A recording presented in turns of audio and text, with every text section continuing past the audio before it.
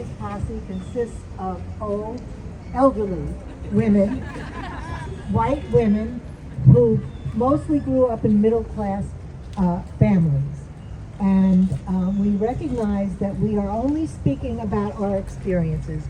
We know that had we been people of color or in different, with limited economic resources, our stories and our lives probably would have been very, very different. So I just want you to understand that we are only speaking from our perspective, and that our stories are ours and personal to us and important to let you know about how things were at the time before Roe. In 1965, I was a sophomore in college, and I decided that I was bored and I wanted to do something different for a year or so. So I dropped out of college and I joined a voluntary program and was sent to live in Baltimore, inner city Baltimore. I arrived there before my colleagues arrived, so I was put up in a home with an elderly couple and their 30-year-old son. Now at this time, I was what we called then, and I think it's still a term that is around today, technical virgin. It meant that I had petted and necked, but I never had gone to full penile vagina intercourse. So that's who I was when I arrived in Baltimore and was in this home with these people. And the elderly couple and the son we'd all watch TV at night, and then the couple would go up to bed, and I was there with the son, and before you knew it, we were having full-fledged intercourse. And lo and behold, I did not get my period. I knew I was pregnant, but I had it confirmed by a physician.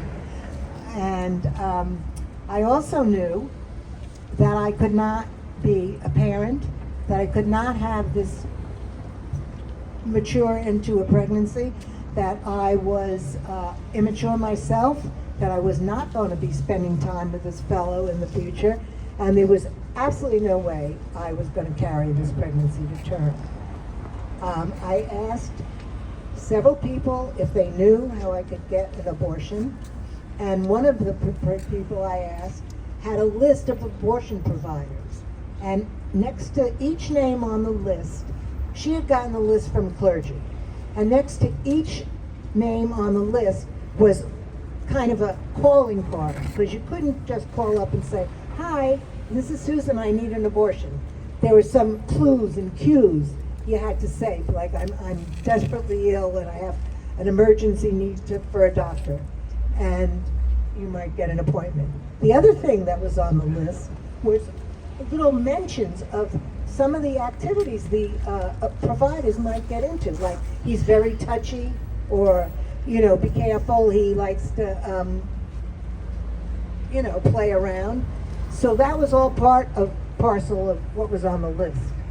I chose an abortion provider from Long Island because I grew up in Long Island and my cousin still lived there, and I knew that she would go with me and I could stay at her house before and after the procedure. Now the problem was getting the $500 to pay for the abortion. I did not have $100, let alone $500. But I did have a considerably well-financed sister, and I asked her if she could loan me the money. She said she would loan me the money, but she has to talk to her husband first. She talked to her husband, and he said he would loan me the money, but I have to tell my mother. Now, I don't know why, I just could not tell my mother. She might have been okay, but I couldn't tell her. I thought, she'd say, "Oh my God, how have I failed you?" And I was ashamed of myself, and I didn't want her to be ashamed of me. So I said, a couple of days later, I called my sister back and I said, it was a false alarm. I got my period, I'm not pregnant. And that was the end of my sister's involvement in that situation. Fortunately, I had a wealthy friend who had a wealthy boyfriend, and he gave me the money. I didn't even have to pay him back, which was a miracle. So I went to Long Island, and my cousin and I took the train to Amityville, which was kind of the beginning of my own personal Amityville horror. We were met at the station, as we were told we would be, by an old man, could have been anywhere from 60 to 80, in a very dilapidated car, and he brought us to what I believe was his home, which was pretty dilapidated as well, and he ushered us in. There was a woman in the kitchen, she barely acknowledged us, and he brought us upstairs. Now, he wanted my cousin Betty to go in another room, but I begged him, I said, please can't she stay? And he said, okay, it'll be a good lesson to her. So she stayed with me, and he had me lie down on this cold metal table. There was no anesthesia. It was very, very, very painful. And throughout, several times, he kept saying, it's closing up, which I thought sounded like a disaster. And I asked him, I said, what's closing up? What does it mean? He said, it means you're healthy, don't worry about it. So the procedure was completed.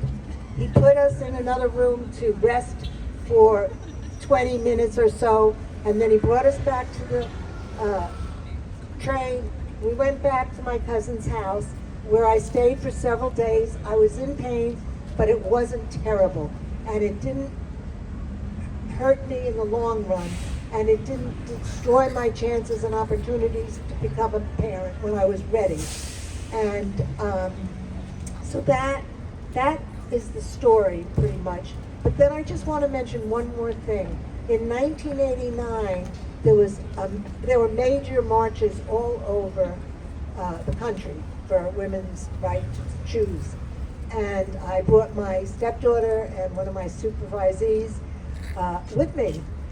And so many people were there, and it was so poignant and important. And then the most important thing in that day was seeing a memorial erected to women who had died from botched abortions.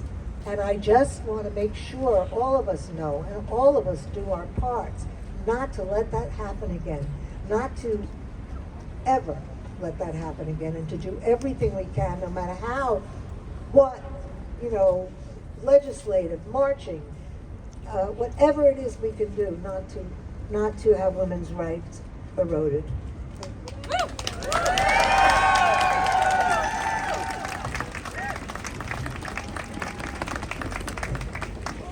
Thank you, Susan. Everyone give it up for Susan.